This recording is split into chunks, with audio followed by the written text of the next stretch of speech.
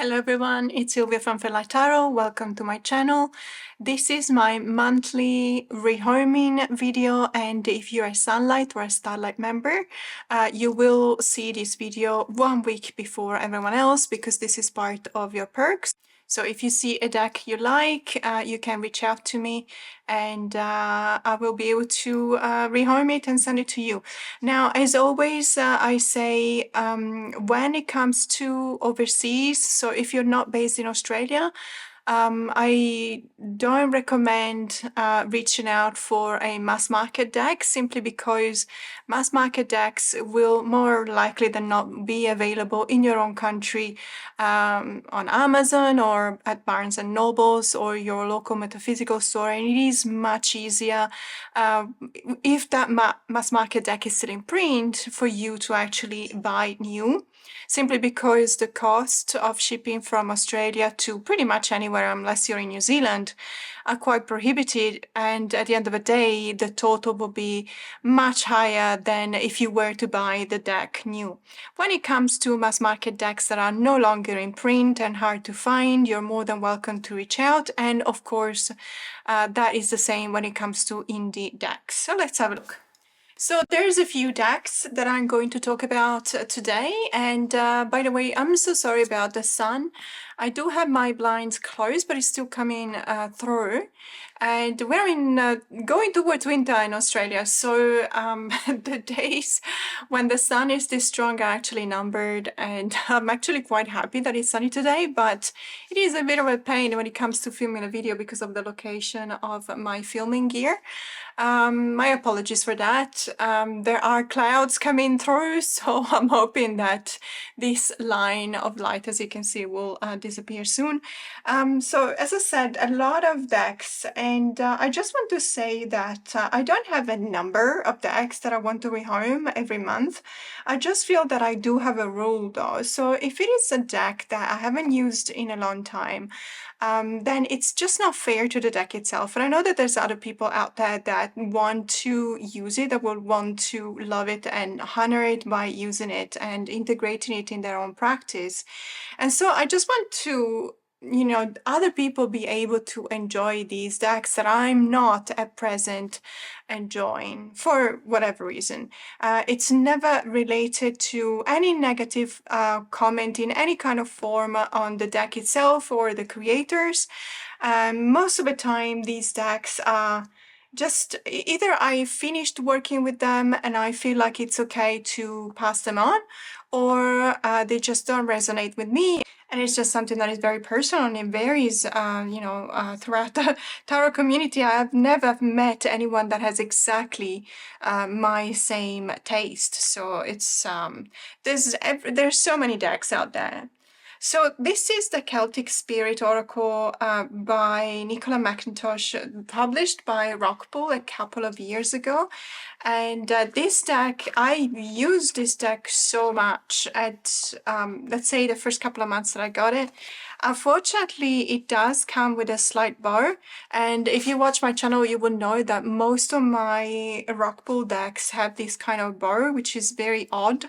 I do shelve them the same way as any other deck, and I don't know whether it's related to something specific to Rockpool, but it does seem to be only the Rockpool decks that bow this way.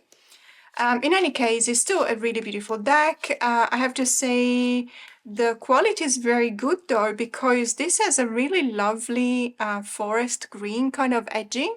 And even though I have been using this deck, the condition of the deck is still quite excellent. It is still in print though, so I'm not too heartbroken and letting it go, because I know that should I feel like I want to use it again, then I can just as easily purchase it.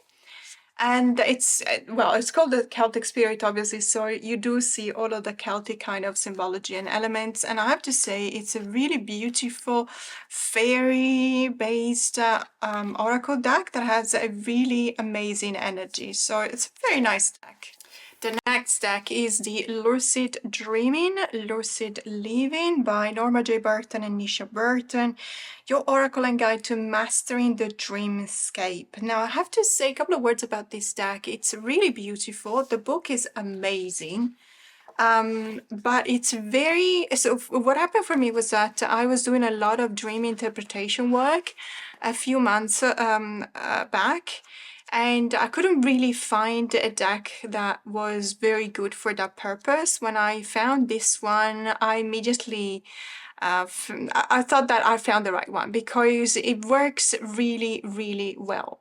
So just to give you one example, this is the Dreams of Power card. So it works in this way. You can either, if you do remember a dream, or if you want to access a part of a dreamscape or dream state, you feel that is, let's say, tightened up by some kind of shadow work, by emotional healing, for example, that you're doing, that is not necessarily related to an actual dream, that is instead accessing that part of yourself that is in between the light and the shadow. So you can use it for dream interpretation, but you can also use it for meditation and for introspective purposes. That's the beauty of this deck. So when you're using it for specific dream interpretation, you might want to go through the deck and find the card that most correspond to the dream you want to do some bit of a searching on. And the other way is just to pull a card and just follow the prompts that the guidebook is giving. And I have to say, this is actually really interesting. So this part talks about the teaching of the lucid dreaming. So lucid dreaming is, as we said before, accessing that part of penumbra, which is between the wake and the sleep, that is very conducive to accessing those feelings and emotions that may be hiding away from you at times. It does address some really strong and intense topics. It's not a shy deck, and I have to say it's not a deck for the faint of heart. For example, here, it does say, it does talk about, will I die prematurely? Will I die young? Will my death be difficult? So it's a bit of an experience that is related by the creator and the writer of the book. And it does address, not specifically just this card, but let's say it does address some of those topics that may be, as I said before, in a penumbra kind of state. So it's not necessarily under the light yet because we are not accessing them yet, but it's not entirely in the shadow. And so there's a few prompts here for some introspective work, for journaling as well. And then there's a part that is called Lucid Living Message. And I have to say, many of these messages, for every card that I was pulling, I was reading those messages, and I have to say they were very touching, very, very moving. So I have done a lot of work with this deck, and I feel like it's probably the right time to let it go, in the sense that I hadn't been using it for a while, and even when I want to do the same type of work, I'm not reaching for it anymore because I kind of know now what the cards mean, what the guidebook is going to say. And I feel like I'm in a state in which I actually want to know something new, something different, perhaps change my approach to how I do this type of work. Having said that, this is a deck that I highly recommend for anyone who wants to do both dream interpretation work, but also, as I said, meditation work on that kind of penumbra state of mind that we find ourselves in every now and then. So this is the Lucid Dreaming, Lucid Living Oracle. The next deck is the Gold Lyra Tarot. And I've actually been using this one recently for, I think it was the Taurus 2, my Taurus 2 video with my members. We're doing the deck and walk together.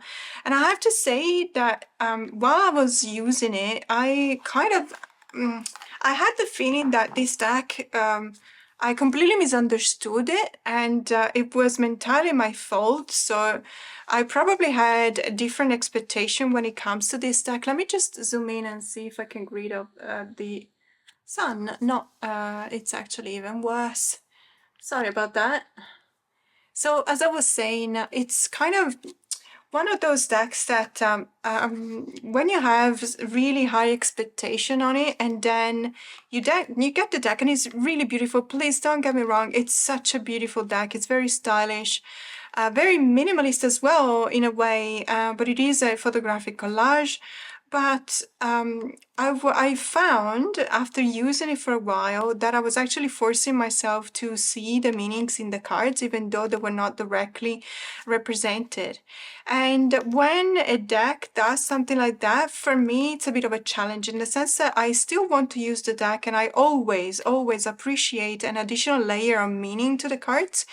But it doesn't come, and I don't know whether it's just the mass market version, perhaps the indie version. I don't even know if there's an indie version, so apologies for that. But when it comes to the cards, it doesn't actually give you that additional layers of meaning that I was looking for by looking at the cards. As a matter of fact, when we see, for example, the minor arcanas, there's just a couple of paragraphs for each and every one of them, and it doesn't really tell a lot. And even when you look at the majors, because sometimes you do have decks that have a lot of information on the majors and less on the minors, but I have to say there is slightly more, but not that much more, and it's still that much more doesn't really cover my, let's say, quest, my need for that additional layer, because it's not something that follows 100% the RWS. So I don't know whether this sounds crazy, but I'm probably rehoming this because the guidebook is not up to my expectations. And again, please understand, it is a really beautiful deck. It just doesn't have, or it just didn't meet the expectations that I had when it comes to the guidebook. Having said that, the cardstock is phenomenal. It's the battery feel that we have in the Somnia Tarot, for example. If you have the Somnia, you will know what I mean by battery feel of the finish. It's very durable, very strong. It's a very strong deck. It's a mass market deck, so it's very affordable. It is still in print.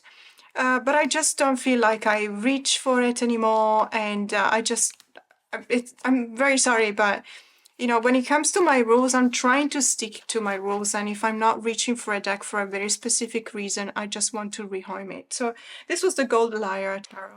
The next deck that I'm going to rehome is a very special one. So it's a French deck. It's called L'Oracle d'Anka by Stéphanie Bellin. The illustration is by Anaïs Toutain.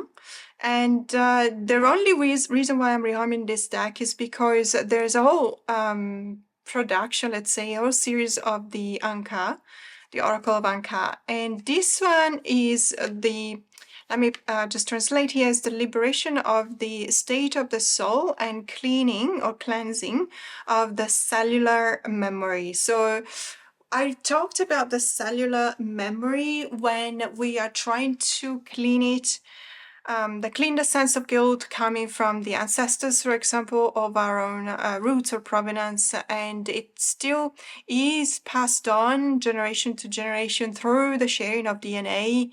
And so that's basically the cellular memory. I have to say though, this one is an exceptional deck and I really like it, and it's a very specific kind of system because you do have cards with 3 different categories, let's say. And so they are colored in a different way, so it's not difficult to tell them apart, as you can see. So these are the backs colored in different ways. So when you look at the cards themselves, again, there's this really beautiful color.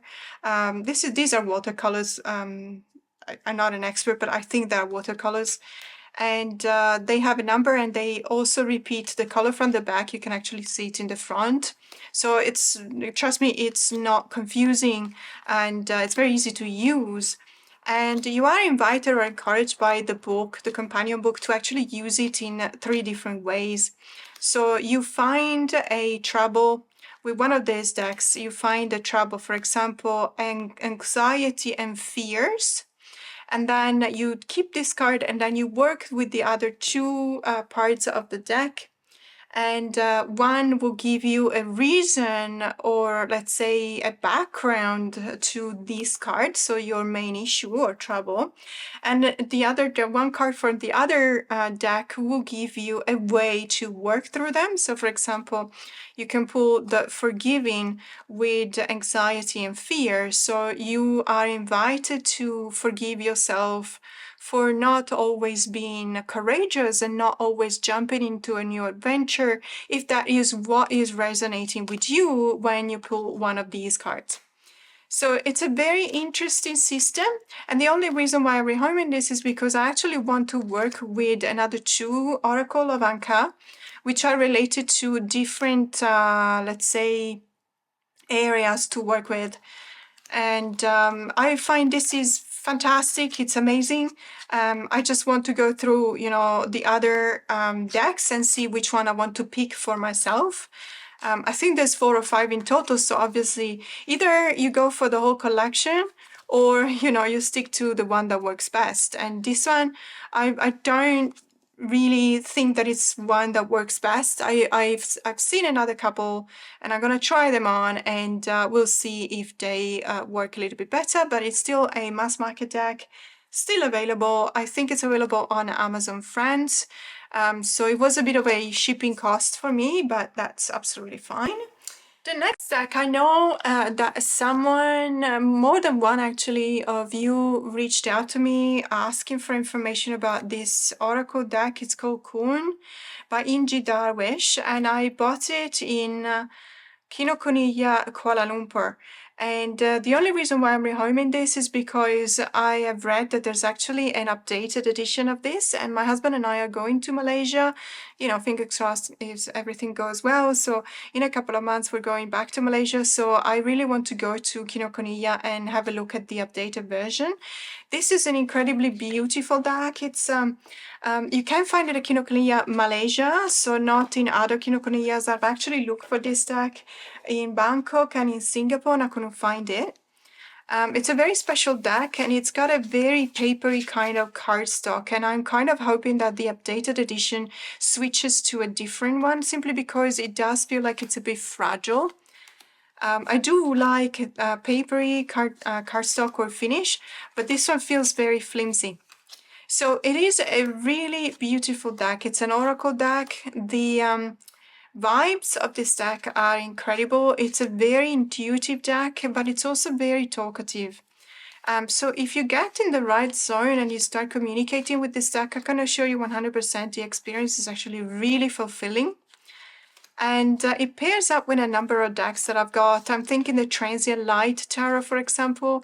It could pair up really well with the Ferenc Pinter Tarot by Lo Scarabeo and others. And if, let's say, it's really nice, not just because of the art style, which I really appreciate, or the keywords, which are almost always, I would say, spot on. I mean, look at this Battle Scars. It's just very, very powerful. I have to say the guidebook is very, very well made. I mean, it's a hardcover, first of all, so you do feel like it's a really good product value. And then you've got about this deck, and it does explain what Kun means. So Kun, to be honest with you, at the beginning, I read it the same way I would read the Japanese word for it, which is kun. This is with a slightly prolonged U, so kun, and this is just kun in Japanese. But I really love that I knew the word kun before, because in Japanese it's basically what it's the dream of a writer. So when you write books, that's what you're looking for. You're looking for kun. You're looking for a way in which the reader or the any kind of audience, whether you're transmitting something orally, obviously then it's not the reader but it's the listener. But in any case, any kind of audience can actually feel what you're feeling and goes through the same motions you've been going through when you've been writing or creating the work of art. So that's a mirroring of the way in which a tarot reader establishes that kind of connection with the person they're reading for. And I was completely won over by this concept that I really, really appreciate and like. And let me say, all of the cards have a very, very beautiful description. You see, for example, collision. It tells you that this card is about your internal struggles. Over still waters, the bridge extends. There is no reflection of the bridge, the person, train, or the sky. And then it goes on, and it's very moving in many, many cases. If you're looking at this card, you are replaying the moment where time froze and you are both the bullet train and the person in the way. How powerful is this? You see here there's a bullet train and there's a person here. The keywords are overthinking, spirals, mind and grey matter, repetition, archetypes. I also have to say, if you're an air sign, you will love this because it's very brainy. And I mean it with, the best intention, because I am an air sign. I am very brainy and I really do appreciate this deck. So as I said, the only reason why I'm rehoming this is because I have done some research. There's, I don't know whether it's been already published or not, but will be in Malaysia late July, August, so by then it will be out, and I'm really looking forward to a better cardstock, and that's all there is to it. And that, as always, is very personal. Many of you will love this cardstock because it's very light, it's very easy to shuffle as well. So if you have small hands or injuries in your fingers like I do, this is actually very easy to shuffle. So the Laan Oracle. The next deck that is going to find a new lovely home is the Tarot of the Enchanted Garden. I have to say, I really wanted to be the person in love with this deck. I really wanted to appreciate it, and I do, because I do recognize that the art style is amazing. And it is very, very artistic. It's very beautiful. The only reason why, and I talked about this deck before, and I talked about my struggle with the binding with this deck. And the only reason is that it feels like it's too pastel color. Let's say in the economy of the card, when you look at the card, and you use it, for example, you shuffle and you use it and you pull 2 or 3 cards, you just focus on the grays and the browns and the sepia tones. Whereas I know that when you look at the cards themselves, especially this one, for example, as the 7 of Pentacles, there's a lot of bright colors like the yellow here and the green here and the pink. But I can assure you, when you actually use it, and I have been using this deck because I really wanted to see how it felt, it just looks like a blur. I don't know if I'm explaining myself. And again, please understand, this is not a comment on the beauty of the deck itself. I mean, I do not buy a deck if I think it's ugly. So obviously all of my decks in my collection are beautiful to me. But it's just that I don't bond with this deck because it really feels like it's a blur. It's a bit of a blur when I pull the cards. And so I think that because it's so very peculiar and beautiful, there will be someone that is not really bothered by the fact that the colors are a bit pale. And so they're definitely going to use it and love it. And I want this deck to be used and loved because it definitely deserves it. The one thing that I have to say, this star card is very beautiful. I really, really like it. So this is the Tarot of the Enchanted Garden. It's a mass market deck by Los Carabao. It is still in print. So the next deck I want to talk about, it's the Heartside Oracle by Olivia Rose. It feels like I may have talked about this deck before. I apologize if I did. It's just that I actually couldn't find anyone that wanted to get this deck. And it's a pity because it's an amazing deck. It's really beautiful. It's just that I rehomed the Mind's Eye Tarot simply because I felt like, on the one hand, I was just really gushing over the cards because the art style is simply amazing. And I follow Olivia Rose's Instagram account and I think it's fantastic. And her work is so inspired and I love what she's doing. She's done a lot of paintings on a section of a tree trunk and they look absolutely wonderful. It's just that one problem that I did have, a bit of a struggle that I had with the Mind's Eye Tarot, was that the cards and the colors in general are a bit dark. This one feels like it's got the same kind of trouble for me. And it might be because of my aging eye. And as I always say, this is really nothing. I really don't mean to say anything about negative about the deck. It's just that I never used it. I literally never used it. Even pairing it up with the Mind's Eye Tarot, because of these borders, I felt like it wasn't necessarily going well together. But again, I'm sure that there'll be someone out there that wants to use this deck, so I am going to send it to a new lovely home. And the next deck that is going to go to a new lovely home is the Meraki Tarot, and fear not, I'm not rehoming it because I don't like it. I love it, but there's a new one coming out and I'm going for it because I was reading about the upgrade, or the, let's say, the updates, rather than upgrade of the cards. And I think that we finally found the good combination, or at least the combination that works for me. I at one point or another in my tarot collection journey, I actually owned all the editions of this deck, if you can believe it. This is the third one. There's going to be a fourth one. And I owned the first one and the second one and the third one. And I feel that there were a few things that were not resonating for me. The cardstock was one of them. I feel that we're going in the right direction now when we look at this cardstock, which is still rose petal, but the cards don't stick. They don't. It's not very gluey. As you can see, I can fan without much trouble. I do feel though that this one has slightly too pale colors. And in some images, it feels like they went for a very soft kind of focus. I don't know if you can, you probably cannot see through the lens, and I'll explain why. So generally speaking, when I'm filming, I'm not filming in raw format, like taking photos in raw format, because that would be way too heavy. So there's a little bit of sharpness that is applied, a little bit of white balance that is applied automatically to the files, especially when I edit them on my Luma Fusion software. And so this will not show on camera. The images will look very sharp. I can assure you, if you have the third edition, you will know what I'm talking about.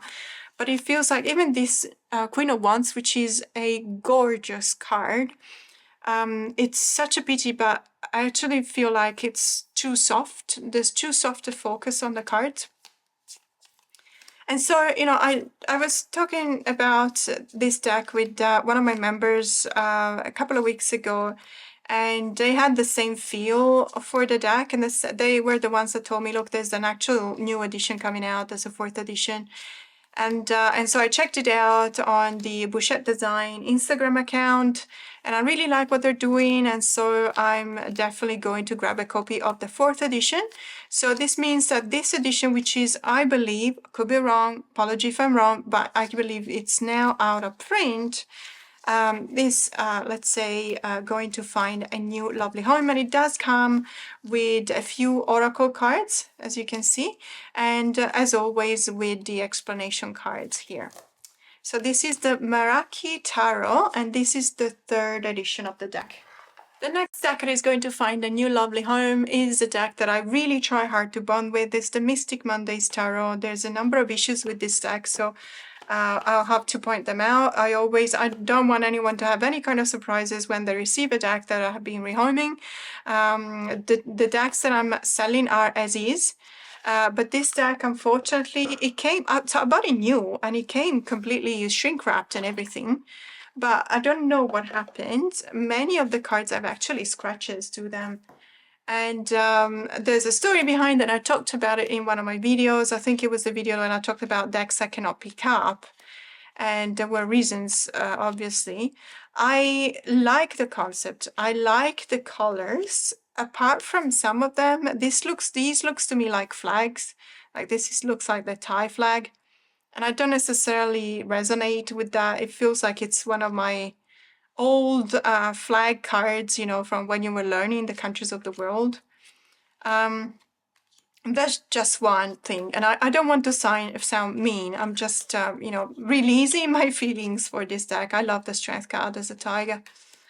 So I like the concept, and I really wanted to be bonding with this deck, but because of the scratches, every single time that I see one of the cards with a really bad scratch, and the Fool is one of them, and I am one of those persons that actually put back the deck in order when I've stored them. And so every single time that I was opening the box, the Fool card was on the top, and I knew, and there was this sense of expectation of realizing how badly it was damaged. And of course, now that I'm looking for it, I cannot find it. There you go. So now it's difficult to show because of, as I said before, the camera, but do you see this white spot on the hair of the character? This is a scratch, and it's actually so deep that it's removed the whole front coat and the core as well. So it really feels rough to the touch, and the whole card, and again, I'm not sure I can show you. Let me see if I can do this. You may or may not see, but it's full of debris. I don't even know what it is. It looks like spots of glue. I'm not entirely sure, but the whole card is like that. And there's at least 30, 40 cards that have this. Not all of them are scratches, but 30, 40 cards have this kind of residue. I don't know whether it's glue or something like that. And it's such a pity because I can't bring myself to use it. And then there was this story which I try and take it back to, I bought it from Kinokuniya Sydney. But there was a misunderstanding, and it was during the lockdown, so there were weeks in which the store was open and weeks in which it was closed. And because of that, I actually missed out on the window in which you're supposed to return a product. So a lot of, let's say, not very happy memories about this deck, and I just decided at the end to rehome it. I'm sure that there will be someone who likes it, you know, and they like to use it. So it's going to a lovely home. So the next deck is gonna break a few hearts, and I am so sorry, but this is the Luna Lapin Tarot and Oracle deck. This is a Tabata, I think, sorry, illustrated by Kanitsart Semano Parat. Sorry about that. It's a Thai name, and I'm certain I mispronounced that, so my apologies. It has been produced by Mali Publishing and Stray Cat Tarot Studio. I bought this one at Kinokuniya Bangkok because they have an exclusive with this, the producers of these decks. And so they have all of them, and I think also the tarot deck with the Shiba Inu, which I don't remember if it's called Shiba Inu Tarot. I don't remember. Sorry about that. And also the Stray Cat Tarot. They're all available at Kinokuniya Bangkok. They're all legitimate decks. They just have an exclusive with Kinokuniya. Just Bangkok though, because I looked for them in Malaysia and in Singapore and I couldn't find them. So it is just Kinokuniya Bangkok. So why am I rehoming this deck? Because I know that I admit it myself, it's an incredibly cute deck, okay? I have no doubts about that. It is incredibly cute. It comes with a certificate of authenticity, which is signed as well, as you can see. So it is a legitimate deck, 1000%. And one of the reasons why I'm rehoming this, first of all, I don't use it. So it has this really beautiful, almost holographic, I would say, silver edging. The cardstock is fantastic. It's very soft, buttery. The cards, they fan out like a charm. These are the Oracle cards, by the way. And then it starts with the, I think I probably, yeah, it's a bit mixed up. But in any case, as you can see, it's an RWS clone, but it's got these cutest little bunnies as characters. And so it is indeed a really amazing deck. Why don't I use it? I honestly don't know. I think it's because I don't find it very helpful in a reading. And I have to say something. Ironically, the Oracle cards in this deck are fantastic readers, much more so than the tarot cards. So this rain card is fantastic. That's one of the Oracle cards. But then when I look at this Ten of Pentacles, I love it. I adore it. It's fantastic. It's lovely. It's super cute, super duper cute. But it's, I don't know, it just doesn't give me that sense of the Ten of Pentacles. Or let's say it does, but not more than other RWS clones do. And since I don't use it, although look at this, Free Mind, isn't it amazing? I just love it. So I don't know, I feel like by looking at the cards and especially looking at the Oracle cards, I feel like I'm making a mistake, but on the other hand, as soon as I switch to a tarot card, I'm like, no, it needs to go. So I don't know. Oh, look, that's amazing. Inner peace. I wish there was a way to just purchase the oracle cards, but perhaps there is. I might check it out. And I have to be honest with you, I don't actually know whether this deck is still in print or not. It might not be. It might be. It might be. Perhaps it's sold through Tavada. I'm not entirely sure. There's also something else, and every time I look at this card, I'm reminded myself that I have the Okash and Thorn Tarot and the Smokash and Emba, and I'm definitely gonna get the new tarot. I think it's called the Rosewood, but I could be wrong. Not the Rosewood, sorry, the Heartwood Tarot, I think it is. In any case, it's by the same producers and creators. And I have already, by having 3 decks that look like that, I feel that, you know, it's done, it's complete. And on the one hand, also, I'm actually looking into purchasing the Panda, the Tarot Panda, or the Panda Tarot. And I feel that that will definitely cover the same space that could be covered by this deck. But on the other hand, it will also give me something more. And so that's, you know, that's one of the reasons why I decided, okay, I have, look at this desk card though. This is actually a really good card. So I have over 500 decks, which is becoming a bit difficult when it comes to logistics. It doesn't feel overwhelming for me, but it does take a lot of space, as you can imagine. And so I decided to become, to give myself this rule of rehoming a deck that I don't use. And I have to stick to my rule. I'm trying to apply as much discipline to my practice as I can. And I know that someone else will really love this deck and they will cherish it. And I'm actually feeling happy about this deck going to someone that will love it. So this is the Luna Lapin Tarot. But that was it for this month's rehoming video. As I said, this is a video that will be released for my Sunlight and Starlight members first. So chances are, most of the time, chances are that when it gets released to the general public, all of the decks or most of the decks will be already on their way to someone else.